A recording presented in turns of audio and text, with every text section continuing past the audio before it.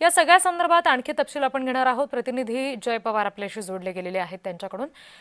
जय, आत्ताच्या क्षणाला ही जी audio clip आपण ऐकलेली आहे ज्याच्यामध्ये थेट धमकी दिली गेलेली आहे की यावेळी घराच्या बाहेर गोळीबार झाला, पुढच्या वेळी घराच्या आत होईल किंवा बाबा सिद्दीक यांच्या नावाचा उल्लेख याच्यामध्ये करण्यात आलेला आहे। थेट जबाबदारी स्वीकारली जाते गोळीबाराची।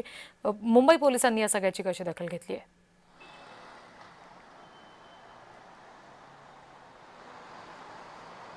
निश्चितच रिद्धी, आपण जर पाहिलं तर ज्या पद्धतीचा ऑडिओ क्लिप हा रोहित शेट्टी यांच्या विरोधातला व्हायरल होत आहे आणि यानंतर आता मुंबई पोलीस सुद्धा त्या ठिकाणी तैनात झाल्याचं पाहायला मिळतंय। आपण सध्या रोहित शेट्टी यांच्या घराच्या परिसरात आहोत। आपण माझ्या मागे पाहू शकता की मुंबई पोलिसांचा चोख बंदोबस्त हा शेट्टी टॉवरच्या परिसरात एकूणच तैनात असल्याचं पाहायला मिळतंय। या टॉवरला जवळपास 2 गेट आहेत आणि या दोन्ही गेटवरती मुंबई पोलीस हे तैनात असल्याचं आपल्याला पाहायला मिळते। एकूणच घटनाक्रम जर आपण पाहिला तर काल मध्यरात्री रोहित शेट्टी यांच्या या घरावरती चार गोळीचे फायर जे आहेत ते अज्ञात व्यक्ती करण्यात आले आणि यानंतर मुंबई पोलिसांना माहिती मिळताच मुंबई पोलीस त्या घटनास्थळी पोहोचल्या। त्यानंतर घटनेची चौकशी मुंबई पोलिसांच्या माध्यमातून करण्यात आली। त्याचबरोबर फॉरेन्सिक टीम सुद्धा या ठिकाणी दाखल झाली आणि त्यानंतर संपूर्ण चौकशी ही मुंबई पोलिसांकडून सुरू होती। मात्र यानंतर सकाळी जर आपण पाहिलं तर आरजू बिश्नोईच्या माध्यमातून एक पोस्ट जी आहे ती करण्यात आली होती आणि ही पोस्ट सुद्धा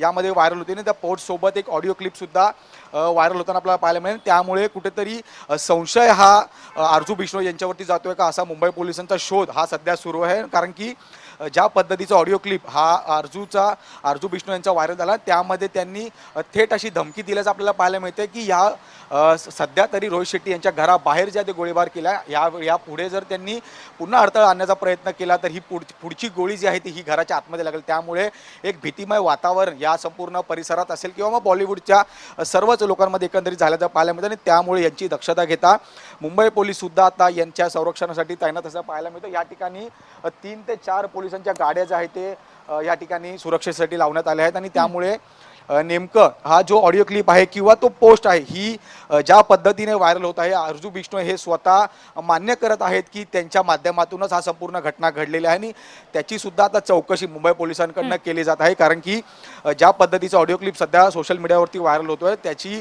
चौकशी होणे गरजेचं आहे। नेमकं हा आवाज किंवा ती पोस्ट ही कोणी केली होती याची चौकशी जी आहे ते आता फॉरेन्सिक टीम असेल किंवा मुंबई पोलिसांच्या माध्यमातून घेण्यात येते आणि त्यामुळे रोहित शेट्टी यांच्या घराबाहेर मुंबई पोलिसांचा बंदोबस्त जो आहे तो तैनात असल्याचं आपल्याला पाहायला मिळतोय। कारण की एकंदरीत ज्या पद्धतीचे पोस्ट किंवा जे ऑडिओ क्लिप्स या ठिकाणी आज सकाळपासूनच माध्यमांवरती जे काही व्हायरल होत आहेत याची दक्षता आता मुंबई पोलिसांनी सुद्धा घेतलेली पाहायला मिळते आणि या रोहित शेट्टी यांच्या राहत्या घराच्या बाहेर संपूर्ण परिसर जो आहे तो पोलिसांनी तैनात आहे। कुठलीही अशा प्रकारची घटना पुन्हा घडू नये याची दक्षता संपूर्णपणे मुंबई पोलिसांकडून घेतली जाते आणि त्याचबरोबर दुसरीकडे ज्या पद्धतीचा ऑडिओ क्लिप आहे तो ऑडिओ क्लिप हा नेमकं कोणी बनवला आहे आरजू बिश्नोई यांच्याच माध्यमातून हा संपूर्ण बनवण्यात आला आहे का, त्यांनीच हा संपूर्ण ऑडिओ जो आहे तो या रोहित शेट्टी यांच्या प्रकरणावरती दिलाय का ह्याचा सुद्धा शोध आता मुंबई पोलीस घेताना आपल्याला पाहायला मिळते।